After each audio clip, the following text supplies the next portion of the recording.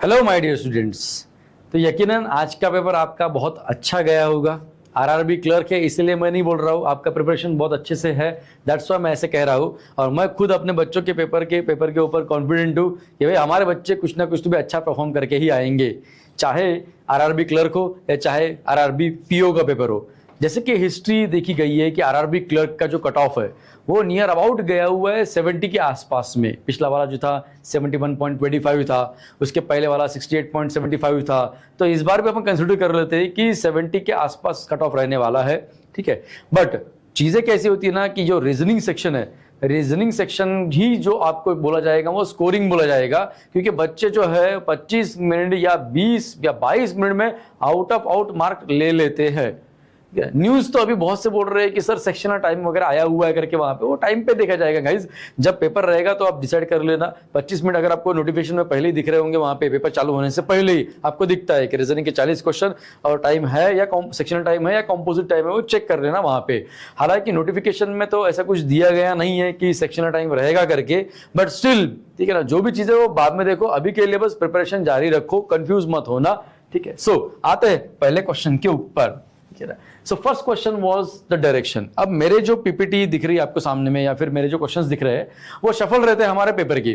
किसी किसी को पहला क्वेश्चन सेटिंग का आया होगा, किसी को इनइक्वालिटी आया होगा, किसी को सिलोजिज्म आया होगा, या किसी को डायरेक्शन वाला क्वेश्चन आया होगा। लेकिन 40 क्वेश्चंस मैं आपको अभी एक्सप्लेन करने वाला हूँ, उनका सीरीज का जो भी रहेगा क्वेश्चन, ठीक है ना, अलग अलग ऑर्डर में रह सकता है, ऑर्डर डजंट मैटर, ठीक है। बस आप ध्यान दो कि क्वेश्चन शुरुआत हो चुकी है अपनी। B is 8 metre to the east of A बोला हुआ है and 13 metre to the west of E। And वाला स्टेटमेंट है तो सब लोगों को पता है कि एंड का मतलब होता है फर्स्ट वाला, मतलब दोनों के दोनों पोजीशन किसके बारे में बोला हुआ है, B के बारे में बोला हुआ है कि A के ईस्ट में और E के वेस्ट में, मतलब वो बीच में होंगे ना, एक के ईस्ट में है और एक के वेस्ट में, मतलब वो बीच में बैठा हुआ है वहां पे। सो चलो किसी को भी पहले अपन पुट कर लेते हैं वहां पे कि समझो मैंने ऐसे बी को ले लिया, तो ए के ईस्ट में, तो थोड़ी देर के लिए मैं ए को यहां कंसीडर करता हूं, ये ईस्ट में गया मैं और ये 8 मीटर का डिस्टेंस दिया हुआ है, और सी के ई के वेस्ट में 13 मीटर पे दिया हुआ है, तो थोड़ा सा ई में हल्का सा दूर कर रहा हूं और यहां पे ले रहा हूं मैं 13, ठीक है ना, ये ऐसा दिया गया है। 8 और 13 थोड़ा सा बड़ा दिखना चाहिए वहां पे डायग्राम बनाते वक्त, तरीके से जाना।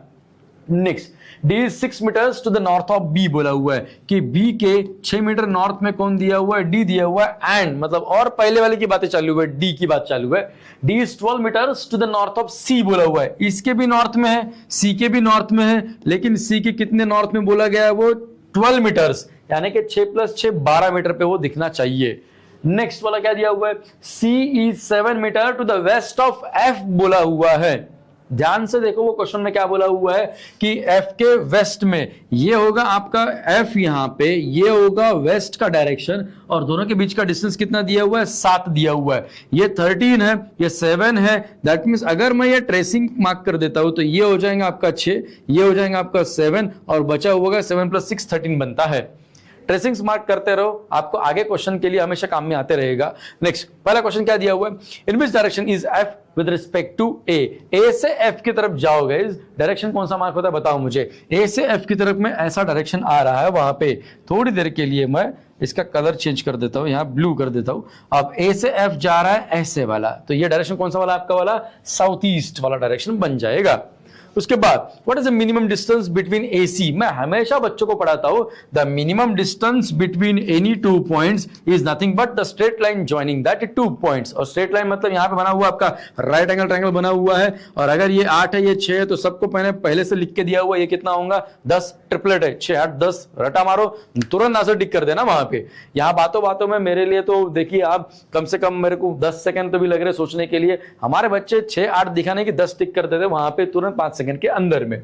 नेक्स्ट क्वेश्चन है, if Z is 6 metres to the west of E बोला हुआ है, देन फाइंड ZF बोला हुआ है। एक बात बताओ कि इसके वेस्ट में मतलब कि इस डायरेक्शन में 6 मीटर पे बोलते Z मतलब यहां पे हुआ इंटरसेक्शन पॉइंट वहां पे दिया हुआ है जहां अपना ट्रेस मार्क किया हुआ है, तो आपको Z से लेके F तक का डिस्टेंस निकालना है, मतलब ये निकालना है।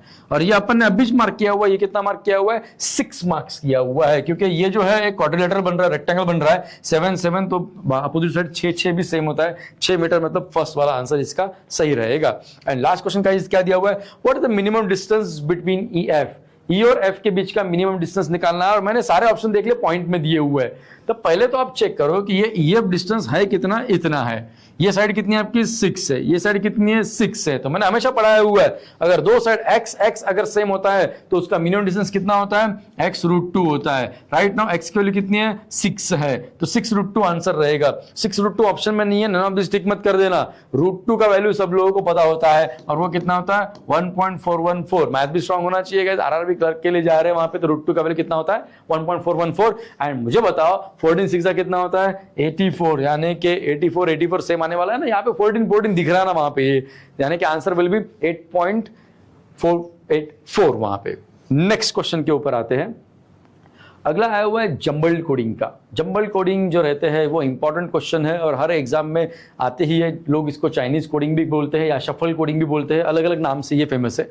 अब सबसे पहली चीज तो मैं पहले एक क्वेश्चन को देखता हूं, ठीक है ना। मुझे कम टाइम में जल्दी सामने जाना है तो मैं पहले क्वेश्चन को देखते रहता हूं कि मुझे निकालना कोड किसका है, गुड एग्जाम का कोड निकालना है वहां पे मुझे। तो सबसे पहले तो मुझे यहाँ पे दिखा गुड और यहाँ पे दिख गया मुझे गुड, और मैं एग्जाम की बात कर रहा हूं तो एग्जाम एग्जाम एग्जाम एग्जाम, चारों लाइन में एग्जाम दिख रहे हैं मुझे। तो मुझे बताओ चारों लाइन में कुछ ना कुछ तो कॉमन होगा वहां पे, ठीक है। ये देखो WR WR WR WR, मतलब कि एग्जाम का कोड क्या बन गया आपका वाला WR बन चुका है। तो थोड़ी देर के लिए आपको मैं हिंट के तौर पे यहाँ पे लिख देता हूँ। एंड गुड का कोड, गुड यहाँ पे तीसरे और चौथे लाइन में कॉमन मुझे दिख रहा है गाइस वहां पे। तो गुड के लिए ये TY GT, लेकिन TY ऊपर में भी है।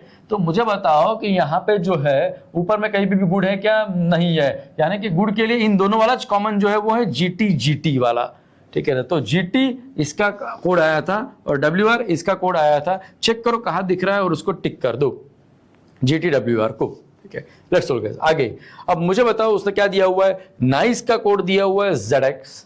Then what will be the code for good is nice. Good का कोड मैंने अभी निकाला था GT, नाइस का कोड अभी उन्होंने दिया हुआ है ZX, यानी कि GT और ZX तो एक साथ है ही वहां पे। अब बस मुझे ईज का कोड निकालना है और ईज मुझे ना यहां दिख रहा है और यहां दिख रहा है, पहली लाइन में और दूसरी लाइन में। ईज के साथ और भी कुछ कॉमन है क्या, दोनों लाइन में चेक कीजिएगा, और कुछ भी नहीं दिख रहा वहां पे। यानी कि यहां मुझे दिख गया वहां पे PQ YR नहीं दिख रहा, KS नहीं दिख रहा वहां पे, ठीक है फाइन। यानी कि ईज का कोड आ जाएगा, यहाँ पे आ जाएगा आपका वाला PQ आने वाला है। अब जरा ध्यान से देखो सब लोग कि GT PQ ZX कहाँ दिया हुआ है वहां पे, क्योंकि GT देखो यहाँ पे ये GT है, ये PQ है, लेकिन वहां पे ZX चाहिए अपने को, ये ZR है, ठीक है ना। ये दिख रहा है मुझे GT PQ ZX, jumble coding है। जैसे मैंने लिखा हुआ वैसा जो रहेगा ऐसा जरूरी नहीं है, बस ये 3 कोड एक साथ होने चाहिए, ठीक है। ये अपन देखते रहते। What is the meaning of CG, decoding का क्वेश्चन है। CG का मीनिंग निकालना है। मुझे बताओ CG यहाँ नीचे दिख रहा है और CG यहाँ पे ऊपर में दिख रहा है और कहीं भी CG नहीं दिख रहा है, तो आखिरी लाइन और पहली लाइन में क्या कॉमन दिख रहा है आप लोगों को, और वही चीज बताना जो सिर्फ उन दोनों में इच्छा है। जैसे कि एग्जाम तो चारों लाइन में है, मत चेक करना उसको वहां पे। तो बचा है फॉर और ऑल बचा हुआ है, तो फॉर ऑल यहाँ पे भी है, फॉर ऑल यहाँ पे भी है। दैट मीन्स एक कोड कॉमन नहीं आ रहा है, ये CG आ रहा है और TY भी आ रहा है। दैट मीन्स CG का कोड जो होगा वो होगा फॉर और इधर और में आंसर रहने वाला है। दोनों भी दो कोड्स और दो मीनिंग्स जो है वो कॉमन है। तो किसका कोड क्या होगा अपन एग्जैक्टली नहीं बता सकते हैं, लेकिन अब इधर और टिक करने से पहले, मैंने भी इधर और टिक कर दिया, इसके पहले अपने को और एक चीज सोचनी पड़ती है जो जनरली बच्चा भूल जाता है। वो क्या चीज है कि भाई जो फॉर है और ऑल है, ठीक है ना, ये इसमें और इसमें तो है, और कहीं पे है क्या, ये देखो दिख गया, ठीक है। क्या दिखा मुझे, ये फॉर मुझे दिख गया वहां पे। यानी कि जरा ध्यान देना कि जो कॉमन दिख रहा था मुझे, क्या क्या कॉमन दिख रहा था मुझे, एक TY और CG कॉमन दिख रहा था, ये TY और ये CG कॉमन दिख रहा था, लेकिन यहाँ पे भी TY दिख गया। मतलब कि फॉर का कोड जो है वो TY है, फॉर का कोड। तो CG का कोड अपने आप एक ही आ जाएगा और वो आ जाएगा ऑल। यानी कि इसका आंसर बच्चा इधर और टिक करेगा वो नहीं रहेगा, जल्दबाजी में गलत मत कर देना। इसका आंसर क्या रहेगा, ऑल रहने वाला है। क्वेश्चन बहुत इजी रहता है, इजी है इसलिए तो कंफ्यूजन होता है बच्चों को और गलत होता है फिर वहां पे। एक्यूरेसी मेंटेन करना बहुत जरूरी है और एक्यूरेसी यही मेंटेन होगी रीजनिंग के अंदर, ऐसे सिंपल वाले क्वेश्चंस के अंदर ही, और कहीं नहीं हो सकती है। एंड लास्ट क्वेश्चन क्या दिया हुआ है आपको, हियर का कोड निकालना है मुझे वहां पे। जैसे कि ये हियर है, अब मुझे बताओ ये दोनों चीजें तो कॉमन थी, कहीं ना कहीं तो मुझे दिखी हुई थी। अब हियर मुझे कहीं पे भी नहीं दिख रहा है और ये इजी जो है ये मुझे कहीं पे भी नहीं दिख रहा है। थोड़ी देर पहले PQ कॉमन दिखा मुझे, WR कॉमन दिखा, तो वाई आर और के एस जो है वो कहीं पे भी नहीं दिख रहा है, तो के एस और वाई आर क्या हो जाएगा अपने आप, इधर और में आंसर आने वाला है इसका वाला। और कई जगह कॉमन नहीं है, दो चीजें और दो कोड उनके लिए रहते ही बचे हुए रहते ही है, इसी को कहा जाता है जंबल कोडिंग। लेकिन पहले का कोड पहला लेना, लास्ट का कोड लास्ट का लेना, ऐसा अपन कभी करते नहीं है, इसलिए final answer will be either और। नेक्स्ट क्वेश्चन कौन सा दिया हुआ है गाइस, ब्लड रिलेशन का क्वेश्चन है। सिंपल क्वेश्चन रहता है, स्किप नहीं करना, दिखा सामने पहले उसको अटेम्प्ट करना है आपको, ठीक है ना। 8 मेंबर्स दिए हुए in a family, Q is the only son of P दिया हुआ है, मतलब कि अपने पास में क्या दिया हुआ है कि अगर मैं बोलता हूं कि ये जो आपका वाला पी है, ठीक है ना, पी को एक अकेला बेटा है बोलते, वो कौन है, क्यू है, तो ये Q will be the only के लिए ना मैं वहां पे 1 मार्क कर देता हूं, क्योंकि वो अकेला बेटा दिया हुआ है। अगर और कोई होंगे उसको चाइल्ड, तो वो लड़कियां ही होगी, इतना अपने को समझ में आता है, वो 1 के कारण। Q is the only son of P बोला हुआ है, उसके बाद में T is the wife of U बोला हुआ है, and T is the sister of Q and R. ये देखो, अब ये ज्वाइनिंग पॉइंट है। अब इस डायग्राम में मैं बनाऊंगा, थोड़ी देर के लिए मैंने इसको स्किप किया हुआ था, लेकिन T is the sister of Q बोला हुआ है। एक बात बताओ, क्यू की सिस्टर कौन है दिया हुआ है, टी दिया हुआ है, एंड आर भी है। ये अगर बहन है इसकी और इसकी, तो ये भी तो बहन ही होंगी ना, क्योंकि वो अकेला लड़का था घर का। फिर पहला सेंटेंस क्या छोड़ा था मैंने, T is the wife of U बोला हुआ है, ठीक है फाइन, इसको वाइफ बना दो यू की, यू होगा हस्बैंड, एक वाइफ है तो दूसरा हस्बैंड बन जाएगा। जेंडर लिखना मत भूलना, वहां पे जो आपके सर्कल है वो लेडीज है और जेंट्स जो रहेंगे अपन रेक्टेंगल यूज करते हैं। Next, V is the daughter in law of W. अब एक बात बताओ, W अभी तक के मेरे पास आया हुआ नहीं है, ठीक है ना, तो W की डॉटर इन लॉ मतलब कि उसके बेटे की बीवी है वो, थोड़ी देर के लिए उसको स्किप कर दो। W is the mother of Q आया हुआ है, और ये भी एक चीज है, ऐसी द सन ऑफ T बोला हुआ है कि T का सन है मतलब U का भी सन है ना, मैं यहाँ पे लिख देता हूँ ना, क्या फर्क पड़ता है, ऐसी द सन ऑफ T बोलो या U बोलो, दोनों कपल ही तो है वो, ठीक है। और ये चीज हो गई कि W is the mother of Q। एक बात बताओ, Q की मम्मी जो है वो W है, यानी कि P क्या होंगे, उसके पप्पा होंगे। उसके बाद में W की, ठीक है ना, daughter in law, daughter in law का मतलब होता है कि W का जो लड़का है उसकी वाइफ है वो, तो मैं अब यहां पे मैं मार्क तो नहीं कर सकता, तो बाजू में मैं ना ऐसे हल्का सा V को ऐसे मार्क कर देता हूं, हल्का सा, कि भाई Q की वाइफ V है, R जो है वो सिंगल स्पिंस्टर है, ये जो है कपल है एक, ठीक है, घर का ये जो फैमिली है इनकी वाली, ये घर का जमाई है, ये घर की बहुरानी है, और ये घर का बच्चा है छोटा, ठीक है ना, ग्रैंड चाइल्ड, ग्रैंडसन। सो पहला question, how is S related to R. हमेशा अपन ऐसा ही चेक करते हैं पीछे से आगे की तरफ, तो आर के हिसाब से ये आर है, आर के हिसाब से ये एस क्या लगेगा, तो आपकी बहन का बेटा है वो, ठीक है, यानी कि वो क्या रहेगा, बेटा मतलब नेफ्यू। उसके बाद how many male members are there guys, वहां पे 8 लोग है, 8 लोगों में से 1 2 3 4 लड़के तो 4 लड़कियां होंगी वहां पे, सीधी सी बात है, इसका आंसर होगा 4। And how is V related to T बोला हुआ है। एक बात बताओ, ये टी है, ये उसका भाई है, और ये भाई की बीवी है, ठीक है ना, तो भाभी है उसकी, तो भाभी का मतलब क्या होता है वहां पे, सिस्टर इन लॉ होता है वहां पे, बात खत्म है। सिंपल सा क्वेश्चन रहता है, तुरंत डायग्राम निकालो, तुरंत आंसर टिक करो, आंसर टिक करने के लिए ज्यादा टाइम पास मत करना, ठीक है ना। नेक्स्ट क्वेश्चन है, if 2 is added to the even digit and 1 is subtracted from odd digit from the number this दिया हुआ है, ठीक है fine, how many digits will be repeated. अब यहां बच्चा गलती क्या करता है, सबसे पहली गलती बच्चे की ये होती है कि 0 इज कंसिडर्ड एज इवन, बच्चा ले लेता है उसको खुद के हिसाब से, ऐसा नहीं होता है। पेपर में ब्रैकेट में यहाँ पे नीचे लिख के आता है, सीरीज का क्वेश्चन हो या कोडिंग डिकोडिंग का क्वेश्चन हो, कि 0 is considered as a even, तो ही 0 को इवन लेने का, नहीं तो 0 को इवन नहीं लेना। बच्चों को नहीं समझता वहां पे, ठीक है। अब बच्चे मुझे बोलते हैं कि सर 0 को सर्च करो, बोलते 0 इज इवन या ऑड, गूगल तो इवन बताता बोलते हैं, तो मैं उनको बोलता उल्टा क्वेश्चन कि इवन नंबर सीरीज की शुरुआत गूगल करो, दिखता है वहां पे 2 4 6, ठीक है ना, क्यों 0 से क्यों नहीं चालू हुई फिर वहां पे। यही बात होती है कि 0 को अगर दिया गया ब्रैकेट में कि consider 0 is as an even number, तो ही लेने का, नहीं तो नहीं लेना।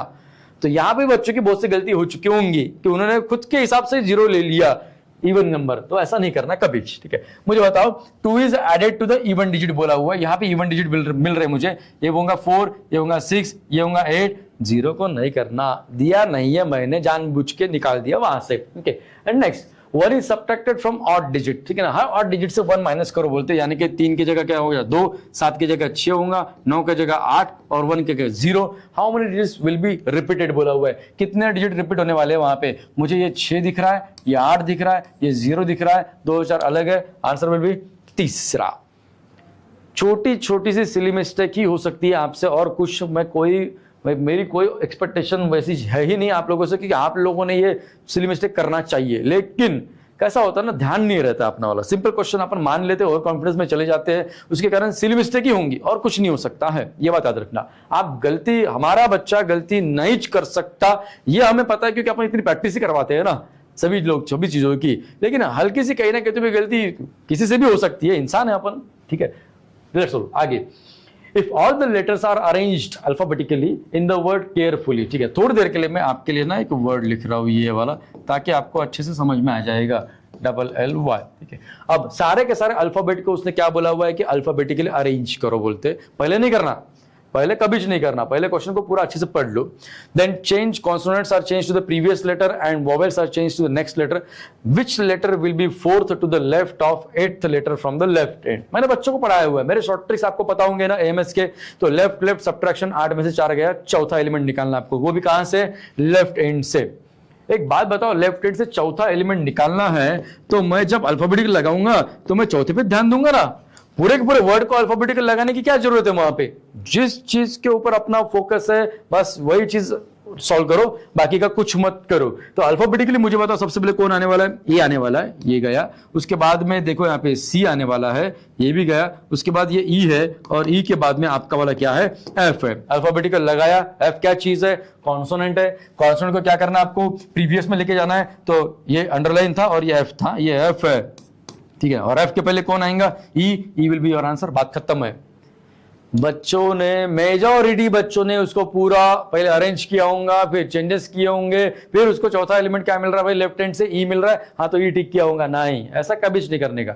और इस तरीके से करोगे ना आपका आंसर 10 सेकंड में आएगा, ये मैं लिख लो मेरे से, ठीक है। तरीके होते हर एक चीज, हर एक क्वेश्चन को सॉल्व करने के, ठीक है। इसलिए तो आज अपन वीडियो एनालिसिस डाल रहे हैं कि भाई एक दूसरा टीचर है वो जो सोच रहा है तो वो कैसे सोच रहा है और आपने क्या सोचा हुआ है, यही आपको एनालिसिस करना है, ठीक है ना। Next question, if it is possible to make a meaningful English word. बहुत से बच्चे ना ये क्वेश्चन को छोड़ते हैं क्योंकि उनको इंग्लिश की वोकैब उनका स्ट्रांग नहीं होता है। ट्राई तो करके देखा करो कि उसने बोला हुआ है कि 4th, 5th, 7th and 8th letters of the word, 4th, 5th लगे हुए हैं और एक छोड़ दिया तो 7th और 8th भी मिल जाएगा, ठीक है ना। कौन सा हाँ 6 छोड़ दिया तो 7th और 8th भी मिल गया, मतलब वो एलिमेंट्स मिले मुझे, एक मिला है ए, एक मिला है बी, एक मिला है आई और एक मिला है एस मिला हुआ है, ठीक है। तो ए से तो कोई वर्ड चालू नहीं होता है जनरली ना, कॉन्सोनेंट एक साथ रखा करो या आखिरी में रखा करो, वहां पे कॉन्सोनेंट वोवेल ऐसे पेयर बना के रखा करो, या 2 कॉन्सोनेंट्स और बीच में क्या करना 2 वोवेल्स लगा के रखना, यही पेयर्स होते हैं, ऐसा बाकी चीजें कुछ नहीं होती है। तो इससे जो वर्ड एक बन रहा है वो बन रहा है बास, ठीक है ना। वो प्रोबेबिलिटी में आपने देखा होगा कि 2 अनबायस्ड डायस आर थ्रोन, ठीक है, तो वो वर्ड है वो बायस वाला, ओके। एक ही वर्ड बनता है इससे और कोई दूसरा वर्ड तो नहीं बन रहा है वहां पे, ठीक है फाइन। और एक वर्ड बन रहा है तो क्या टिक करना है आपने को, 3rd letter of that word is your answer, तो 3rd लेटर इसको टिक करना है। 3rd लेटर चेक करते रहना, लेफ्ट से पूछा के राइट से पूछा हुआ है, अगर उसने कहीं से भी नहीं दिया हुआ है तो अपन डिफॉल्ट जो रहता है वो अपन लेफ्ट से बोलते हैं वहां पे, तीसरा वाला लेटर, क्योंकि शुरुआत यहां से हुई है सीरीज की। कभी कभार राइट से भी पूछ सकता है या लेफ्ट से भी पूछ सकता है, देखते रहना। अभी के लिए इसका आंसर क्या होगा, ए होने वाला है, ठीक है। नेक्स्ट क्वेश्चन सीरीज का क्वेश्चन है। आगे हमेशा मैंने बोला हुआ है सीरीज वहां से शुरुआत है, लेफ्ट हैंड वो रहेगा, राइट हैंड ये रहेगा। चलिए शुरू करते हैं। पहला क्वेश्चन क्या दिया हुआ है कि which element is 7 to the left of 19 from left hand. अब भी थोड़ी देर पहले मैंने बोला था कि लेफ्ट मतलब क्या होता है, सब्ट्रैक्शन। सब्ट्रैक्शन अपन ने 8 - 4 किया था, याद अगर आ रहा होगा तो। यहाँ पे क्या दिया हुआ है 19 - 7। अब 19 - 7 है मतलब कितना आता है, 12 आता है। और कहां से फाइंड आउट करते हैं अपन, लेफ्ट हैंड से फाइंड आउट करते हैं।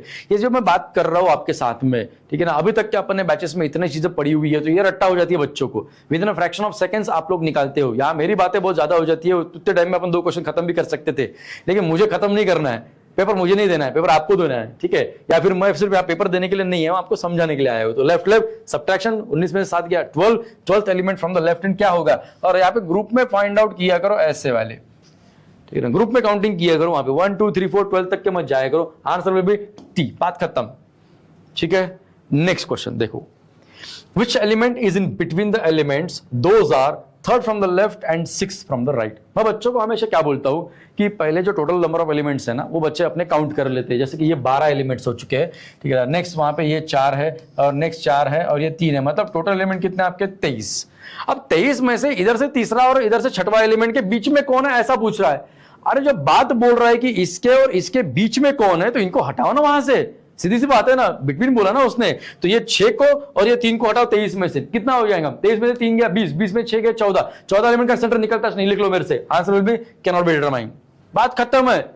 5 सेकंड के अंदर आंसर आते मैं बोल रहा हूं ना, बस पता होना चाहिए शॉर्ट ट्रिक क्या होता है ऐसी चीजों का वहां पे, ठीक है। अगर यहाँ पे अगर ऐसे यहाँ पे 7 रहता था तो आंसर बन सकता था, क्योंकि 7 + 3 10 जाएंगे, 23 में से 13 एलिमेंट बचेंगे, 13 एलिमेंट मतलब सेंटर वाला एलिमेंट क्या रहता था 7वां, और 7 में इसमें ऐड करने को बोलता बच्चों को 7 और 3 10, 10वां एलिमेंट जो भी रहेगा ना वो उधर से सेंटर वाला रहेगा और वो आंसर रहने वाला है 8।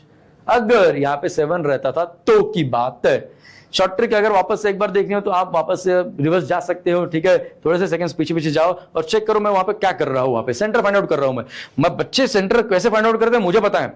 बच्चे वही इधर से तीसरा निकालते, इधर छठवां निकालते और उसके बीच बीच बीच बीच में आते हैं। सबने यही किया होगा ये मुझे पता है, बट मेरा बच्चा है तो वो इस तरीके से करेगा, शॉर्ट ट्रिक से ही करेगा, ठीक है ना। लेट्स हो गए, वापस से एक बार सुन लो इस क्वेश्चन का आंसर कि यहाँ पे 6 था तो 6 और 3 लोगों को मैंने हटा दिया, 9 हट गए, कितने में से 23 में से, 23 में से 9 गया 14। इवन नंबर है, इवन नंबर का सेंटर कभी नहीं निकलता, इवन नंबर के 2 हाफ बनते हैं, ये भी मैं हमेशा बताता हूं एमएस के अंदर में, ठीक है। सो इसका आंसर होगा can not be determined. Last question, how many symbols are preceded by letter और फॉलोड बाय नंबर। बच्चों को मैं हमेशा बोलता हूं कि ऐसे क्वेश्चन को ना क्या करना, आपको क्या पूछा हुआ है हाउ मेनी सिंबल्स, तो सिंबल मार्क करते रहना। जब मैं ऊपर पढ़ते रहता हूं ना पेपर देते वक्त, मैं नीचे लिखते रहता हूं रफ पेज के ऊपर, ठीक है, कि सिंबल्स ऐसे कितने सिंबल्स है, प्रीसीडेड बाय लेटर और फॉलोड बाय क्या दिया उसने, नंबर दिया हुआ, मैं ऐसे हिंट मार्क करते रहता हूं कि और वाला क्वेश्चन है, अगर इसके पहले लेटर आता है तो उसको एक बार काउंट करने का, उसके बाद में अगर नंबर आता है तो और एक बार काउंट होगा, मतलब एक सिंबल 2 बार काउंट होगा अगर उसके पहले लेटर और नंबर आता है तो। और वाला क्वेश्चन है, एंड वाला क्वेश्चन नहीं है, ये बात याद रखना। अगर इसको आपने एंड वाले हिसाब से किया होगा सॉल्व तो आप गए काम से, ठीक है। और वाला क्वेश्चन जरा ध्यान देना कि पहले ना इसको सॉल्व करो आप, सिंबल के पहले लेटर ढूंढो वहां पे और सिंबल जल्दी दिख जाता है वहां पे, बताओ ये सिंबल के पहले लेटर, ये एक हुआ, ऑप्शन देख लेते हो 1 2 3 4 एंड नन ऑफ दिस, ठीक है फाइन, ये एक हो गया। सिंबल के पहले लेटर, सिंबल के पहले लेटर नहीं है, सिंबल के पहले लेटर नहीं है, सिंबल के पहले लेटर नहीं है, सिंबल के पहले लेटर 2 हो चुका अभी तक के, ठीक है, सिंबल के पहले लेटर नहीं है, सिंबल के पहले लेटर है, 3 हो चुके हैं। अब मुझे सिंबल के बाद क्या चाहिए, नंबर चाहिए, ये बात याद रखना। तो सिंबल के बाद नंबर नहीं है, छोड़ दो इसको, सिंबल के बाद नंबर है, 4 हो गया अभी तक के, हमारा आंसर यहां तक के पहुंच चुका है, चौथे ऑप्शन तक के। बस एक सिंबल मिल गया ना मुझे जिसके बाद में नंबर आ गया, मैं नन ऑफ दिस टिक कर दूंगा, छोड़ दूंगा इस क्वेश्चन को, बाकी कुछ भी नहीं देखूंगा, बाकी सिंबल्स को मैं देखूंगा भी नहीं, वहां पे आंसर आ चुका है ना, वही 4 से ज्यादा है ना आंसर, जो भी आएगा 5 6 7 8 व्हाटएवर इट में भी, नन ऑफ दिस टिक करो और सामने निकलो, बात खत्म। नेक्स्ट आते हैं यहाँ पे ऑर्डर रैंकिंग का क्वेश्चन है गाइस। बहुत से बच्चों को ये टॉपिक हार्ड जाता है, ठीक है ना, क्योंकि शॉर्ट ट्रिक्स पता नहीं रहते। नहीं तो यूट्यूब के ऊपर हमारा जो लिंक्स है ऑर्डर रैंकिंग की वगैरह सब चीजें डाल दूंगा, आप बस मांगो आपको क्या चाहिए, कमेंट सेक्शन में आप बोल सकते हैं कि सर एक बार ऑर्डर रैंकिंग को भी थोड़ा सा एक्सप्लेन कीजिएगा, तो आपको एक नया वीडियो आपको मैं शेयर कर दूंगा। सिर्फ ध्यान देना गाइस, क्वेश्चन कौन सा है, A is 15 from the left and B is 16 from the right. If there are 9 persons in between them, find the minimum number of person. जो मैं नोट्स देता हूं बच्चों को लिखवा के, तो ये चौथे टाइप का क्वेश्चन है, चौथे टाइप का क्वेश्चन है और नोट 1 का क्वेश्चन है, चौथे टाइप में भी टाइप से तो उसका नोट 1 का क्वेश्चन है। तो मिनिमम का फॉर्मूला में मैंने सब बच्चों को लिख के दिया हुआ है, L + R - -2, ठीक है ना। ए का मतलब है number of person in between them, that is nothing but 9, और L और R का मतलब होता है किसी का पोजीशन लेफ्ट से और किसी का पोजीशन राइट से दिया रहता है। तो L + R 15 + 16 हमारे बच्चे ओरली करेंगे, हमारे बच्चे ओरल ही करते हैं और within fraction of second, pen या पेपर चलाने का नहीं, यूज करने का नहीं, ठीक है। 15 + 16 31, ठीक है, 31 में से 9 गया और -2 भी गया, मतलब 11 गए, 31 में से 11 गए, 20 बचा, बात खत्म है। आता 5 सेकंड में आंसर, ना मत बोलो वहां पे, बस जो भी नोट्स लिख के दिए हुए उसको रिवाइज करते रहना गाइस, ठीक है। अगला वाला क्वेश्चन नेक्स्ट, ठीक है, यहाँ पे अब इनइक्वालिटी का क्वेश्चन है। इनइक्वालिटी में हम सबसे पहले क्या देते हैं, कंक्लूजन्स के ऊपर ज्यादा ध्यान देते हैं, स्टेटमेंट्स के ऊपर ध्यान नहीं देते। सॉल्व नहीं है जो स्टेटमेंट को अपन देखेंगे, पहले हम इनइक्वालिटी में कंक्लूजन्स देखने वाले।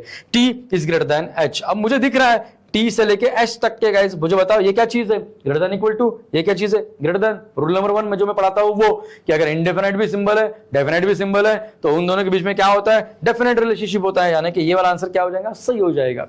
नेक्स्ट एच से लेके डी तक के पहुंचो, वहां पे ये है एच, इक्वल टू को जाने दो ना, मैं हमेशा बोलता हूं ना क्लासरूम में, गाइस इक्वल टू को मारो गोली, ठीक है, बचा हुआ क्या है फिर वहां पे, एच लेस देन डी, बात खत्म।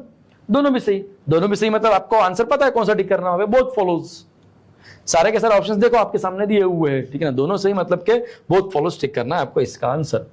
अगला वाला वापस से एक बार कंक्लूजन के ऊपर ध्यान दिया करो, पी से लेके जेड तक के पहुंचो, ये देखो P greater than equal to greater than Z, क्या है, दो सिंबल, इंडेफिनेट भी है डेफिनेट भी है, final answer will B definite, तो यहां क्या है इंडेफिनेट, गलत मत देखो, सीधा रॉन्ग टिक कर देने का वहां पे। नेक्स्ट बी से लेके ओ तक जा रहा हूं मैं, बी से लेके ओ, तो बी से लेके ओ मुझे अपोजिशन केस दिख रहा है, सीधा रॉन्ग, नहीं सोचना ज्यादा, अपने को पेपर निकालना है, ये बात याद रखिएगा, कट ऑफ निकालना है क्लरिकल का, मजाक नहीं है, 80 में से 70 के आसपास मार्क्स भी लेना, मेहनत बहुत लगती है उस चीज के लिए, इतने आसानी से नहीं मिलता है। सो नेक्स्ट क्वेश्चन, अब मुझे नेक्स्ट क्वेश्चन पी के दिख गया, मुझे क्लिक हो जाता है कि भाई मुझे आखिरी आंसर टिक करते हुए ना इधर और के बारे में सोचना है, ये देखा करो पहले, ओके। सो पी से लेके के, चलो यहाँ पे पी से लेके के, अब मुझे क्लियरली दिख रहा है कि यहाँ अपोजिशन केस है, यहाँ अपोजिशन केस है, या फिर इसको और किसी और को देखो अपोजिशन केस दिख रही है वहां पे, ये दोनों अपोजिशन सिंबल दिख रहे हैं वहां पे, यानी कि दोनों के दोनों क्या होने वाले, रॉन्ग होने वाले। बट मैंने हमेशा पढ़ाया हुआ है कि अपोजिशन केस में 3 सिंबल जो है वो इधर और में आ सकते हैं, तो चेक करो क्या पी बड़ा है क्या, आपने क्या बोला, रॉन्ग बना, पी के हिसाब से देखने का, पी लेस है क्या, आपने बोला रॉन्ग, पी इक्वल है क्या, आपने बोला रॉन्ग, यानी कि इसका आंसर आएगा इधर 1 और 2, बात खत्म। दो प्रेडिकेट्स के बीच में 3 सिंबल में से एक सिंबल हमेशा होता है, आप तीनों चीजों को भी रॉन्ग नहीं बोल सकते हो, क्या मैं आपसे एज में बड़ा हूं क्या, तो आप नहीं बोल रहे हो, मैं छोटा हूं क्या, नहीं, मैं इक्वल हूं क्या, आप सब चीज नहीं बोल रहे हो, ऐसा कैसे हो सकता है, मेरा एज आपके एज के हिसाब से कुछ ना कुछ तो रिलेशन में रहेगा ना, आप तीनों चीजों को गलत नहीं बोल सकते हो, that's why final answer will B इधर और, कि भाई इनमें से कोई तो भी एक है, सर हमें नहीं पता, बस आप अपना सही आंसर टिक करके आगे निकल जाओ, क्वेश्चन बनाने वाला देखते बैठेगा क्या आंसर है और क्या नहीं है, आप अपना इधर और टिक करो, सही आंसर है। वाई से लेके टी तक के पहुंचना है अभी आपको, ठीक है ना, कहां है वाई, जरा ध्यान देना गाइस, ये है वाई, ठीक है ना। अब वापस से देखो कि वाई से लेके टी तक जब मैं जा रहा था ना, तो मुझे वाई और जे इक्वल दिखा, मतलब ये दोनों सेम है और ये दोनों भी सेम है, वापस से ये इधर आ सकता है, ठीक है, वापस से इधर आ सकता है, और जे की जगह वाई अपन पुट कर सकते हैं, और ये टी इधर ही है, और टी और जे बोलो, टी और वाई बोलो, क्या चीज है ये, अपोजिशन केस है। अब बिकॉज क्वेश्चन है, अपोजिशन केस मतलब क्या, वापस से दोनों के दोनों रॉन्ग, लेकिन 3 चीजें इधर और आती है। यहां कितने सिंबल्स है, एक ये है और एक ये है, यहाँ पे 2 ही सिंबल है, 2 सिंबल कभी भी इधर और में नहीं आएंगे, answer will B neither nor. इसका भी अगर कहीं पे भी इक्वल टू रहता था ना, यहाँ पे कहीं पे भी एक जगह इक्वल टू, ग्रेटर देन और इक्वल टू या लेस देन और इक्वल टू इधर आता था, याद रखना, नोट्स पूरे के पूरे क्लियर रखा करो। सिलॉक्स की बात करते हैं, सारे बच्चों का फेवरेट टॉपिक होता है सिलोजिज्म, ठीक है। देखो जिस क्या बोल रहा है, ऑल स्टेम आर फ्लावर दिया हुआ है, पूरे के पूरे स्टेम जो है वो किसके अंदर दिए गए हैं, फ्लावर के अंदर दिए हुए हैं। ऑल प्लांट्स आर ट्रीज दिया हुआ है, ना प्लांट है मेरे पास ना ट्री है, तो मैं पहले थोड़ी देर के लिए तीसरा वाला देखना चाहूंगा। ऑल प्लांट्स आर स्टेम, ये जो है मैं छोटा सा यहाँ पे प्लांट ले रहा हूं ग्रीन कलर से, ठीक है, and some plants are trees दिया हुआ है, तो ये बाजू में लिखता हूं मैं हल्का सा ग्रीन कलर का, अगर आपको दिख नहीं रहा होगा तो ये रेड कलर में ये आपका वाला ट्रीज आ चुका है, और ये रेड कलर में प्लांट्स आपके। तो पहला शायद से एक स्टेटमेंट है, उसके ऊपर 2 क्वेश्चन है, 4 कंक्लूजन है, सही गलत पता लगाओ, आंसर आपको पता ही है। पहला, all stem being trees is a possibility, possibility में अपन क्या करते हैं, क्या ऑल स्टेम ट्रीज है क्या, पहले वो चेक करो, पॉजिटिव वाला है ना वो, क्या ऑल स्टेम ट्रीज के अंदर है क्या, नहीं है, तो उसकी पॉसिबिलिटी होती है, जो जीवन में नहीं है उसकी पॉसिबिलिटी होती है, अपने को पता है वहां पे, यानी कि पहला वाला क्या हो जाएगा, सही हो जाएगा।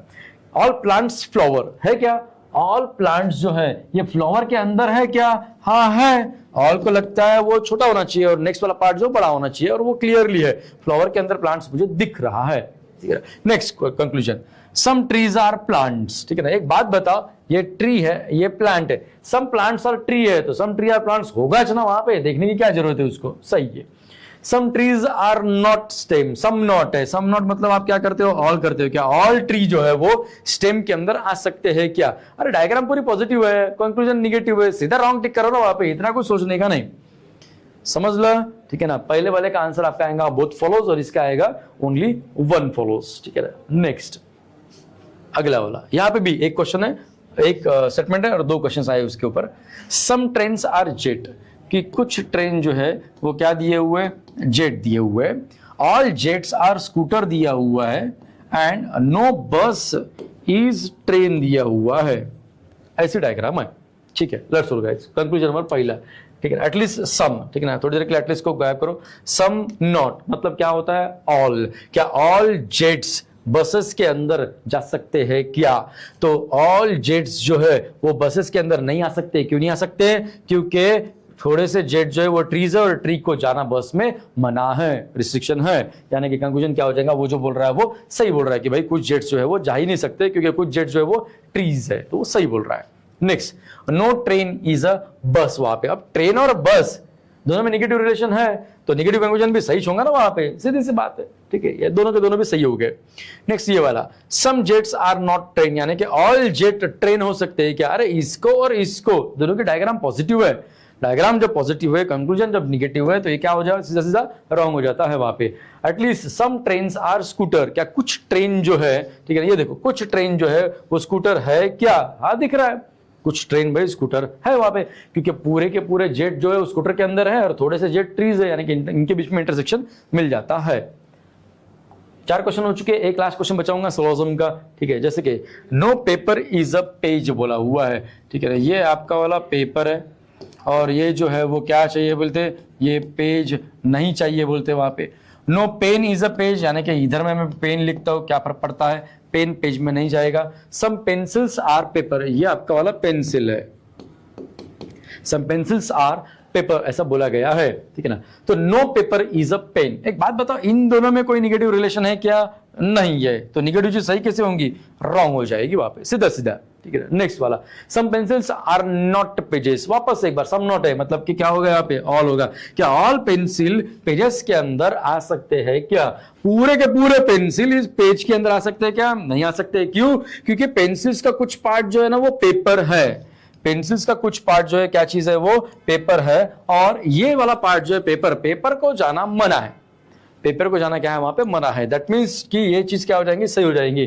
भाई वो जो बोल रहा है ना कुछ पेंसिल जो है वो जो पेजेस है नहीं हो सकते, तो वो सही बोल रहा है। शेडेड पार्ट जो है आपका ग्रीन कलर वाला पार्ट, वो उसके अंदर नहीं जा सकता है क्योंकि उसको रोक टोक की गई है पहले से ही। ठीक है, आंसर होगा इसका ओनली 2। नेक्स्ट क्वेश्चन कौन सा दिया हुआ है? ठीक है, 8 पर्सन्स दिए हुए हैं sitting around a circular table facing inside outside. चलिए, एक क्वेश्चन तो हार्ड रहेगा, मैं अभी बता रहा हूं। आरआरबी के पेपर में एक तो इनसाइड आउटसाइड रहेगा या अनसर्टन रहेगा, ये बात याद रखना। दोनों में से एक चीज रहेगी। 40 में से 40 सही नहीं रहेंगे, ठीक है ना। एक तो 5 या 10 थोड़े से हार्ड रहते ही है, ये बात याद रखना। ओके, चलो अब मुझे बताओ कि 8 लोग हैं, तो 8 लोग हैं तो मैं पहले ही एक सर्कल मार्क कर देना चाहूंगा 8 लोगों का। अब कभी कभी क्या होता है ना कि मेरे पास जगह ज्यादा रहती है तो मैं 2 सर्कल पहले से मार्क करके रख देता हूँ रफ पेज के ऊपर। पेपर चालू होने से पहले मैं सर्कल मार्क करके रख देता हूँ। इन्विजिलेटर बोलते हैं अपने को कि पहले पेपर में कुछ मत लिखो, लेकिन पीछे में लिख के वापस रख देना वहां पे। जब वो आपको रजिस्टर नंबर और रोल नंबर लिखने के लिए लगाएंगे तब की बात है। मैं 2 सर्कल मार्क करके रखता हूँ। क्या पता एक सर्कल मतलब 2 पॉसिबिलिटी पुट हो सकती है, तो 2 सर्कल मतलब 4 पॉसिबिलिटी में पुट कर सकता हूं मैं। ये बात हमेशा याद रखा करो। Only 2 of them are facing inside बोला हुआ है, 2 ही लोग इनसाइड में देख रहे हैं, बाकी सारे आउटसाइड देख रहे हैं। ठीक है, ये बात याद रखना। Q is third to the left of R and they are facing in the same direction। और अगला सेंटेंस में देख रहा हूं कि M is facing inside। आ गया समझ में कि भाई ये जो है दोनों के दोनों Q और R वो दोनों सेम फेसिंग देख रहे हैं और M जो है वो इनसाइड में देख रहा है, तो वो दोनों इनसाइड देख ही नहीं सकते। दोनों इनसाइड देखेंगे वहां पे तो M भी इनसाइड, तो 3 इनसाइड हो रहे हैं। आपने को क्लियरली बोला हुआ यहाँ पे कितने हैं? 2 ही लोग इनसाइड में है। चीजों को देखा करो, एक सेंटेंस देख के पुट करने के पीछे मत भागा करो। चेक किया करो कि अगला सेंटेंस क्या बोल रहा है आपको। दैट मीन्स वो Q और R जो है वो आउटसाइड में है। समझ में आया कि सब लोग कि अगर Q और R को अपन इनसाइड लेंगे, M भी दिया हुआ है फेसिंग इनसाइड, तो 3 इनसाइड हो रहे हैं। हमने दिया क्या है? सिर्फ और सिर्फ only 2 person are facing inside दिया हुआ। That's why Q and R will face the outside. तो पहले मैं लगे तो यहाँ पे R को पुट कर लेता हूं, R will face the outside, और R के थर्ड लेफ्ट में दिया हुआ है। इसका लेफ्ट इधर होगा, इसका राइट इधर होगा। थर्ड लेफ्ट मतलब कि ये कौन आ जाएगा? आपका वाला Q, और ये भी आउटसाइड फेसिंग में है। अब M की बात चालू थी कि M is facing inside and second to the right of K बोला हुआ है वहां पे क्लियरली, कि मैं कहते हुए बाजू में लिख के रखता हूं K के सेकंड राइट में कौन दिया हुआ है? M दिया हुआ है। अभी इसको नहीं पुट कर सकते हैं अपन, बाद में देखते हैं, वहां पे कुछ ना कुछ तो भी कॉमन पॉइंट रहते हैं वहां पे अवेलेबल, ठीक है। देखो क्यू आया वापस से, तो इसको पहले पुट करो, Q is third to the right of C बोला हुआ है। एक बात बताओ, कोई किसी के तीसरे लेफ्ट में या तीसरे राइट में रहता है, मतलब बीच में कितने लोग रहते हैं? 2 लोग रहते हैं। यह बात जानना बहुत जरूरी है। तो एक बात बताओ, इनके बीच में ऑलरेडी थर्ड का रिलेशन था, तो इसमें 2 लोग थे। अब क्यू और सी के बीच में भी थर्ड का रिलेशन दिया हुआ है कि सी के राइट में, वो भी कितने राइट पे? तीसरे राइट पे आना चाहिए क्यू। क्या यहां पे 2 लोग छोड़ के क्या यहां आ सकता है कि सी? नहीं, तो उधर से 2 लोग छोड़ के ना यहां पुट कर देने का सी को, सीधा सीधा डायरेक्टली। फिर आपको किसका राइट चाहिए भाई? सी का राइट चाहिए। तो एक बात बताओ, अगर मैं सी को इनसाइड ले लूंगा तो तीसरा राइट यहां आ रहा है, दैट मीन सी भी कहां होगा? आउटसाइड, और तीसरा राइट कहां पे आ जाएगा? यहां आ जाएगा। चेक किया करो, सारा आंसर क्वेश्चन ही बताता है, मैं खुद से कुछ नहीं करता हूं, बस मैं क्वेश्चन का डेटा पूरे तरीके से एनालाइज करता हूं, उसके बाद प्लॉट करता हूं, ठीक है। यही करना पड़ता है अपने को सिटिंग एंड पजल के अंदर, ठीक है। That's all guys. अब मैं देखो, ये सेंटेंस मुझे पहले मिला था, लेकिन मैं कॉमन चीजें पहले पुट करूंगा, ठीक है। पजल रहता था, बचपन में पजल सॉल्व करते थे, पिक्चर बनाते थे, तो पिक्चर अपन देखते देख के बनाते थे ना वहां पे, कि जैसे कि कोई अलादीन का पिक रहता था वहां पे, तो पहले अलादीन का अपन सिर लगाते रहते थे, या फिर उसकी बॉडी पार्ट्स लगाते, हैंड लगाते, एक हैंड के बाद दूसरा हैंड आता है, तो वो बराबर प्रॉपर ज्वाइन करते थे बचपन में। वैसे ही यहाँ पे कर रहा हूं मैं, क्यू से आर, आर से सी पे आया हूं मैं, और कहीं ना कहीं तो भी कुछ ना कुछ तो भी रहेगा। देखो सी जी मिल गया, क्यू भी मिल गया, हर चीज आराम से क्वेश्चन बता रहा है मुझे, तरीके से पुट करना बस, ठीक है। C is third to the left of G, वापस से उसने वही मुझे हिंट दिया कि कोई किसी के थर्ड लेफ्ट में या थर्ड राइट में, मतलब बीच में 2 लोग हैं, ठीक है। तो मुझे बताओ, अब भी सी के हिसाब से 2 लोग छोड़ के यहां पे आया था क्यू, तो सी के हिसाब से 2 लोग छोड़ के यहां कौन जाएगा? जी जाएगा, सीधी सी बात है। उसमें से भी देखो आप लोग कि C is third to the left of G बोला हुआ है, जी के लेफ्ट में बोला हुआ है। एक बात बताओ, ये जी है, अब इसका लेफ्ट मतलब कि इधर ही जाना चाहिए, इसका लेफ्ट इधर बनने के लिए इसका फेसिंग कहां आना चाहिए? इनसाइड में आना चाहिए, तभी कहा ये लेफ्ट होगा, और तीसरे लेफ्ट में यहां पे सी आने वाला है। देखो जी के थर्ड लेफ्ट में सी आया हुआ है, एक मिल गया इनसाइड जी है, अब दूसरा एम है, बात खत्म है, बाकी सब आउटसाइड देखने वाले हैं। इतना मुझे क्लियर हो चुका है, बाकी सब कौन से हैं? आउटसाइड है। और एक ही सेंटेंस बचा हुआ है, एक ये सेंटेंस बचा और एक ये सेंटेंस बचा हुआ है, 2 सेंटेंस बचे हुए, 4 वेरिएबल्स बचे हुए, हो जाएगा पुट आराम से। क्वेश्चन है, n is second to the left of j, j who is not next to q बोला हुआ है। भाई q के आजू बाजू में j नहीं है, और वो दोनों दूसरे के हिसाब से दिए हुए, एक दूसरे के हिसाब से, मतलब बीच में एक जन है। कोई किसी के सेकंड लेफ्ट या सेकंड राइट में रहता है तो बीच में एक जन होता है। तो मुझे बताओ, j के सेकंड लेफ्ट में n है और j आउटसाइड ही है, क्योंकि ये इनसाइड है, m इनसाइड है, पहले ही क्वेश्चन में मुझे बोला गया है, तो जे आउटसाइड है। एक बात बताओ कि समझो, अगर मैं बोलता हूं यहां पे थोड़ी देर के लिए मान लो कि ये बंदा बाहर देख रहा है थोड़ी देर के लिए, तो जे के सेकंड लेफ्ट में कौन आ रहा है? एन, तो ये जे होगा। सेकंड लेफ्ट मतलब कि इधर जाएंगे क्या अपन? नहीं, सेकंड लेफ्ट कहां जाएंगे? इसका वाला इधर जाने वाले हैं, मतलब यहां जे नहीं है, क्योंकि यहां सेकंड लेफ्ट में तो जी आ रहा ना वहां पे। तो जगह कौन सी बची आउटसाइड के लिए? ये एक ही जगह बची हुई है इन दोनों के लिए, और कोई जगह नहीं है, ये और ये 6, क्योंकि इसके आजू बाजू में जे नहीं आने वाला है और कोई पोजीशन भी नहीं है फिर उसको पुट करने के लिए। तो जे को यहां पुट करो, ये हो जाएगा इसका राइट और ये हो जाएगा लेफ्ट। जे के सेकंड लेफ्ट में कौन है भाई? वो एन पॉइंट है वहां पे, और ये बचा हुआ था कि के सेकंड राइट में एम है, और के आउटसाइड देख रहा है, एम इनसाइड है ना, पहले से पता अपने को वहां पे। तो मुझे बताओ, अगर मैं के को यहां लेता हूं थोड़ी देर के लिए, मानो के यहां है और ये आउटसाइड देख रहा है, तो उसका लेफ्ट इधर और राइट इधर जाएगा, तो सेकंड राइट यहां पे कौन आएगा? यहां पे एम चाहिए बोलते हैं वहां पे, लेकिन एम यहां पुट हो नहीं सकता, तो दैट मींस के यहां आएगा, K will face the outside, right में यहां पे एम आएगा, M will face the inside, बात खत्म है। 2 लोग इनसाइड मिल गए, बाकी सारे के सारे क्या हो जाएंगे? आउटसाइड हो जाएंगे। ये एक ही क्वेश्चन अच्छा क्वेश्चन था, ठीक है, क्योंकि बाकी कुछ नए कमर्स बच्चों को, ओल्ड वाले बच्चों को तो जम जाएगा, लेकिन नए कमर बच्चों को प्रॉब्लम देगा, ठीक है ना। तो न्यू बच्चों को प्रॉब्लम देके पुराने बच्चे जो है वो सामने निकल जाएंगे। यही क्वेश्चन है वैसा वाला, जहां पे लोग सोचेंगे एक भी गलती हुई ना, सारे बच्चे यहीं पे फंस जाएंगे और पूरा टाइम यहीं पे निकल जाएगा। एक क्वेश्चन तो वैसा होता ही है गाइस। पहला question, who is facing inside, हमें पता है एक तो एम था, नहीं तो जी था, और ऑप्शन में कभी भी एम नहीं रहेगा, एम तो ऊपर में दिया हुआ है ना, एम इज फेसिंग इनसाइड। क्या ऐसा क्वेश्चन रहता है कि वहां पे इतने भी सीधे सैंपल क्वेश्चन नहीं रहते, so answer will be G. Next, N के थर्ड राइट में कौन है बोलते हैं? ये आपका वाला एन है, ये बाहर देख रहा है, ये लेफ्ट है, ये राइट है, 1 2 3, थर्ड राइट में कौन होगा? के होने वाला है वहां पे, बातें खत्म। नेक्स्ट, जी के सेकंड राइट में कौन है बोलते हैं? वहां पे ये जी है, लेकिन वो इनसाइड है, तो राइट उसका वाला ये वाला हो जाएगा, ये और ये कौन आएगा आंसर? इसका वाला क्यू आंसर आएगा। And who is third to the right of R बोला हुआ है, ये आर है, थर्ड लेफ्ट में पहले दिया हुआ था वहां पे, देखो थर्ड लेफ्ट में आर के थर्ड लेफ्ट में क्यू है, लेकिन आपको पूछा हुआ राइट पूछा हुआ है, answer will be J, that's set.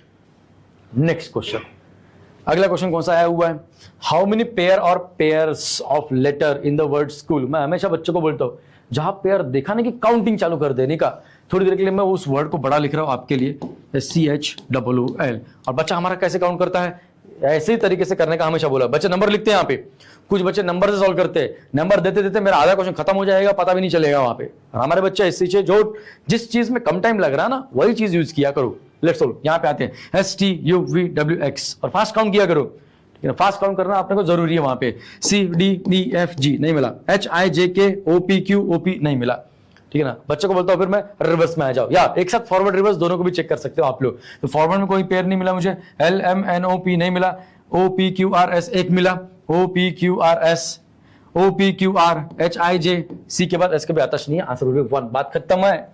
RRB का पेपर देने जा रहे होगा, स्पीड ऑलवेज मैटर्स, स्पीड बढ़ाओ, उसके अलावा चारा नहीं है। और ये चीज आप लोगों ने देखी हुई है, पेयर आया नहीं कि बच्चे काउंट करते या फिर बच्चे नंबर लिखते बैठते, उसको अलग दो ही तरीके है, उसके अलावा क्या है। लेट्स गो आगे। और एक बड़ा क्वेश्चन दिख रहा है मेरे सामने कि यहाँ पे है पजल आई हुई है अभी। अब पजल की चीज देखो, वहां पे क्या दिया हुआ है, each of the 6 sales person, ठीक है, 6 सेल्स पर्सन दिए हुए हमारे पास में, different number of life insurance policies, ठीक है ना। न्यू पैटर्न वाला है, ऑर्डर एंड सीक्वेंस वाला पजल है। पहले क्या रहता था, ऑर्डर सीक्वेंस में सिर्फ ऑर्डर लगानी पड़ती थी अपने को, पहला वाला A greater than B greater than C greater than D। अब बीच में न्यू पैटर्न में उन्होंने क्या किया ना, बीच में वैल्यूज दिए हुए, देखो क्या नंबर्स भी दिख रहे हैं मुझे, तो वो वैल्यूज भी आते रहते हैं वहां पे। जाने दो, जो भी चीज है न्यू पैटर्न रहने दो, हार्ड कुछ भी नहीं होता है, सारी चीजें सिंपल रहती है, बस तरीका अपने को पता होना चाहिए। थोड़ी देर के लिए मैं क्या करता हूँ पता है क्या, बाजू में, ठीक है ना, 1 2 3 4 5 और ये छठवां मार्क करके रख देता हूँ। बाकी पहले मैं रफ डेटा चेक करूंगा अभी यहाँ पे। U sells more policies than W and Z but less than X। उसने क्लियरली बोला हुआ है कि U sells more policies than Y and Z बोला हुआ है but less than X, यानी कि X ज्यादा पॉलिसीज बेचता है। 4 लोग तो यही पे क्लियर हो 6 में से, ठीक है ना। लेट्स सॉल्व, शुरुआती समझ में आ गई, सिंपल है, उनको अच्छा लगा, 4 लोग मिल गए मतलब कि बहुत अच्छी बात है, और अच्छा हैंड आपका आ चुका है क्वेश्चन के ऊपर। Z sells more policies than only, ये वर्ड है इंपॉर्टेंट, बच्चा ये वर्ड भूल जाता है और सिर्फ इतना लिखता है, सर Z तो W से ज्यादा पॉलिसीज बेच रहा है। नहीं, गलत है, Z W से ज्यादा नहीं बेच रहा है, वो ऐसा सेंटेंस है, वो Z सिर्फ और सिर्फ W से ज्यादा बेच रहा है पॉलिसीज, यानी कि Z की ये एक ही पोजीशन है, ये आपका वाला Z है, और क्या दिया हुआ वहां पे, Z सेल्स मोर पॉलिसीज देन ओनली W दिया हुआ है यहाँ पे। बात खत्म है, ये ओनली ने सब चीजें खत्म की। अगर ओनली नहीं रहता तो पॉसिबली में आंसर आता था और भी हार्ड बन जाता था question. Next, X does not sell the most. अरे बात बताओ, ये सबसे मोस्ट सेल नहीं कर रहा बोलते, ठीक है फाइन, मैं X को यहां पुट कर देता हूं। बचे हुए मेरे पास कौन है भाई, U और Y बचे हुए हैं, यही पे U होगा और यही पे Y होगा ना, उसके अलावा चाराश नहीं है ना, ठीक है ना। और एक बचा हुआ कौन है वहां पे, V बचा हुआ है, ये V यहां पुट होगा लास्ट में, हो गया, क्वेश्चन खत्म हो चुका है। अब नेक्स्ट क्या दिया हुआ देखो, the one who sell the third highest number of the policies sell 33। जो थर्ड हाईएस्ट है वो क्या कितने बेच रहा है बोलते हैं, 33 पॉलिसीज बेच रहा है। The one who sell the lowest policies, ठीक है ना, ये देखो सबसे लोवेस्ट वाला कौन सा है बोलते हैं, वो 11 वाला है, ठीक है।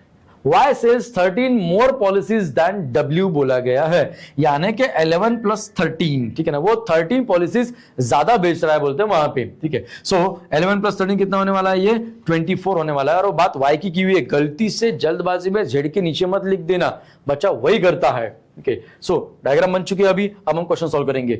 If the number of policies which we sells in a day is less than 47, अच्छा ठीक है, इसका नंबर ऑफ काउंट निकालना अपने को, जो नंबर होना चाहिए बोलते कितना, 47 से नीचे है, फाइन, ठीक है, मैं मानता हूं।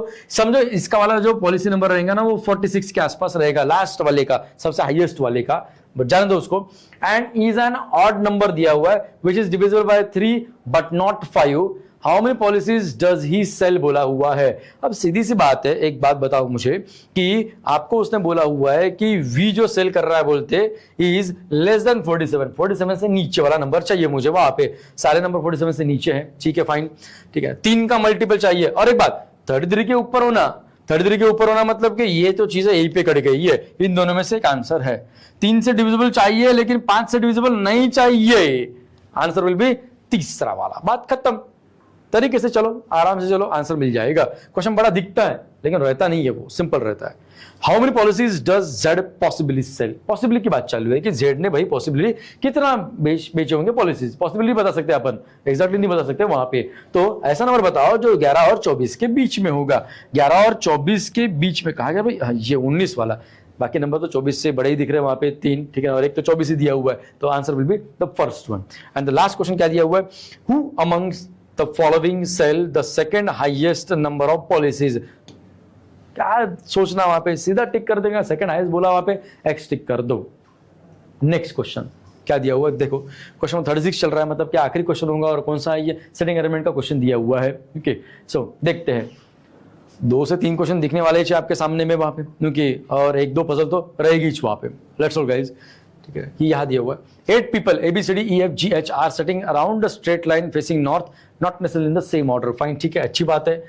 F is sitting 5th to the right of A। अब एक बात बताओ, यहाँ पे क्लियरली दिए हुए कितने लोग हैं? 1 2 3 4 5 6 7 और 8 लोग हैं। 8 लोगों में से कोई बंदा जो है वो एक दूसरे के साथ, देखो F is sitting 5th to the right of A बोला हुआ है, मतलब आपको पहले A को पुट करना पड़ेगा, अपन A को पुट करेंगे और उसके राइट में जाएंगे। आपका लेफ्ट ये, आपका राइट ये, इसी तरीके से चलना है। ये लेफ्ट रहेगा और ये वाला क्या रहेगा? राइट रहेगा, ठीक है ना। लेकिन मैं और एक चीज पढ़ना चाहूंगा, D is sitting 5th to the right of E, E is to the immediate right of A दिया हुआ है, ठीक है, मतलब A के राइट में E दिया हुआ है, and H is third to the left of B, B is third to the right of G, and G is an immediate neighbor of A, ठीक है, फाइन।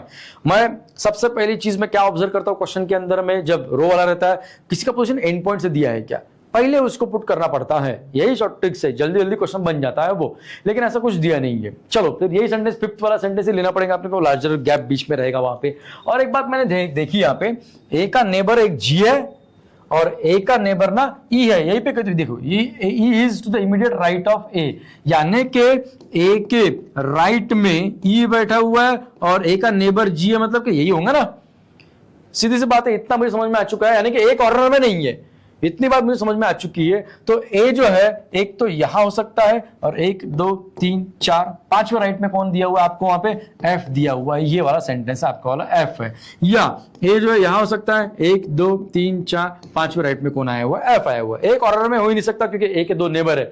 अब ए के एग्जैक्टली राइट में ई था और ए का नेबर कोई तो भी जी था, तो ये मैं पहले पढ़ लिया क्वेश्चन तो मुझे समझ में आ गया कि भाई मैंने ए की तरफ ध्यान दिया, लेकिन पहले तो मैंने चेक किया कि एंड पॉइंट से दिया है क्या, नहीं तो फिर मैंने देखा था वहां पे नेबर और ए का नेबर, बस इतना मैंने देख लिया। अब मैं पुट करना चाहूंगा, अब वापस से इसको देखूंगा मैं, ये छूट गया था sentence, D is sitting 5th to the right of E, क्योंकि ई मिल गया मुझे। अब ई मिला हुआ है, वापस से एक बार यहां पे भी मैं इसको पुट कर देता हूं, आपका वाला ए जी जो भी है वो। अब ई के 5वें, ये तो हो ही नहीं सकता, अरे ई के 5वें राइट में बोला ना उसने, 1 2 3 4 ही तो बंदे उसके राइट में, 5वां कहां है? तो पहली पॉसिबिलिटी तो गई काम से, यानी कि ये पुट हो जाएगा कि भाई ई के 5वें पे 1 2 3 4 5वें राइट पे कौन दिया हुआ है? वो डी दिया गया है। उसके बाद में देखो क्या दिया हुआ है, H is third to the left of D। अब D मिल गया तो D का सेकंड देखो, D के तीसरे लेफ्ट में कौन दिया हुआ है? H दिया हुआ है। D के हिसाब से पहला दूसरा तीसरा लेफ्ट, ये हो जाएगा आपका वाला H हो जाएगा। एक बचा है कोई तो भी, लेकिन C बचा हुआ शायद से, हाँ बिल्कुल, एक बार चेक कर लो, A बी तो है नहीं यहाँ पे तो दिया हुआ, ठीक है, अभी भी बी बचा हुआ, तो एक सेंटेंस भी बचाऊंगा। अच्छा ये सेंटेंस है, ठीक है, थोड़ी देर के लिए मैं इसको अंडू करता हूं, ठीक है।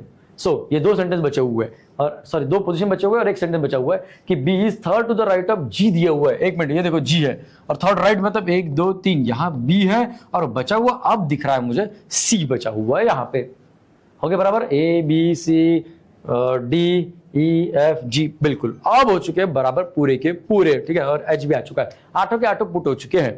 पहला question, what is E's position with respect to C? तो सी से चालू करने का, सी के हिसाब से ई कहा जा रहा है, ये सी है और आपका वाला ई है, ये कौन सी साइड है? लेफ्ट है, 1 2 3, थर्ड फ्रॉम द लेफ्ट बोला हुआ है, ठीक है। मुझे बताओ 4th पे नहीं है, 3rd पे नहीं है, थर्ड टू द राइट है ये वाला। आपने को क्या पूछा हुआ उसने? सी के हिसाब से ई बोला हुआ है, तो थर्ड लेफ्ट आने वाला है, तो थर्ड लेफ्ट कोई दिया ही नहीं है मुझे, थर्ड एक जगह पे था लेकिन वो भी क्या था? राइट था। None of this answer.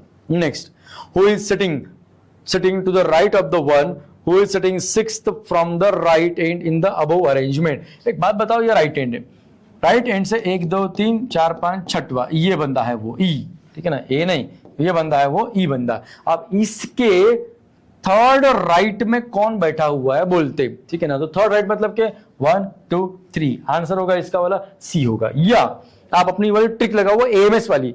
अब एएमएस वाली ट्रिक सर सिटिंग अरेंजमेंट में कहाँ लगा रहे हो, बिल्कुल लगती है। उसमें क्या चीज है, ठीक है ना, कि राइट एंड से क्या नंबर दिया, वहां पे 6 दिया हुआ है, उसके राइट में 3 दिया हुआ है, right right subtraction 6 minus 3 3, third from the right कौन है वहां पे, सी आंसर है, खत्म। अरे कहीं की भी ट्रिक कहीं की भी लगाओ, मुझे कुछ फर्क नहीं पड़ेगा, बस मेरे को पेपर निकाल के दो, मैं यही चाहूंगा आपका फर्स्ट ऑफ ऑल सिलेक्शन, ठीक है। लेट्स ऑल जिसका कंसेप्ट क्लियर है ना, वो तरीके से आंसर कैसे भी हो आंसर निकाल लेता है, ठीक है ना। तो नेक्स्ट क्वेश्चन के लिए अपने को अरेंजमेंट मुझे 1 सेकंड देना गाइस, यहाँ पे मैं एक बार मार्क कर लेता हूँ, 1 2 3 4, उसका 5 6 7, और शुरुआत हुई थी शायद से GAE से हुई थी, मुझे एक बार देखने दीजिए, BHCFD, ठीक है ना, ये हो गया BHCFD, ये था पैटर्न हमारा वाला। अब आते हैं अगले क्वेश्चन के ऊपर, who among the following are sitting at the extreme ends of the line, ठीक है भाई, GD जो दिख रहा है मुझे पहले में दिख गया, ज्यादा देखने की जरूरत ही नहीं पड़ी मुझे वहां पे। अब अपना अपना लक है, ऑप्शन भी सफल हो सकते हैं वहां पे, किसी का आंसर पहले में आ जाता है, किसी का दूसरे का आंसर हो जाता है, ऐसा होता है वहां पे। हमेशा याद रखना, इसका पहले का आंसर पहला आया मतलब आपका भी पहले का आंसर पहला नहीं रहता है, ऑप्शन भी सफल रहते हैं, क्वेश्चन भी सफल रहते हैं, चीटिंग के लिए कोई ऑप्शन नहीं है वहां पे। That's all. 4 ऑफ द 5, जैसे मैं 4 ऑफ द 5 पढ़ता हूँ ना, मैं सीधा ऑप्शन के ऊपर आता हूँ, शॉर्ट ट्रिक बता के रखा हुआ है क्लासरूम के अंदर। चलो देखते हैं, पहला क्या है, HD, ये बताओ, ये देखो H है यहाँ पे और ये D है, कितने का गैप है, 2 का गैप है और राइट में गया, ये 2 चीज अपन ऑब्जर्व करते हैं। नेक्स्ट वाला कौन सा है, BE, बाजू में 6, ठीक है। अगला ऑप्शन डिसाइड करता है सब चीजें, EC कहाँ है भाई, ये E है, ये C है, 2 का गैप है, आंसर इज दिस वन, बात खत्म है। अरे 5 में से 4 एक जैसे हैं, 2 एक जैसे दिख गए मुझे, तीसरा अलग होगा, बात सीधे सीधे क्लियर है वहां पे, answer will B option number 2। If all the 8 persons are asked to sit in an alphabetical order from right to left, अब बच्चा क्या गलती करेगा, बच्चा गलती यही करता है कि अगर सबको अपन अल्फाबेटिकली बिठाएंगे ना सर, तो कितने लोग जगह चेंज नहीं करेंगे बोलते, और बच्चा बराबर यही करता है कि यहां से अल्फाबेटिकल लगाना चालू कर देता है, ABCDEFGH, एक भी नहीं मिला बोलेंगे, एक भी नहीं मिला बोलते, लेकिन यहां ऑर्डर मैंने चेंज कर दिया।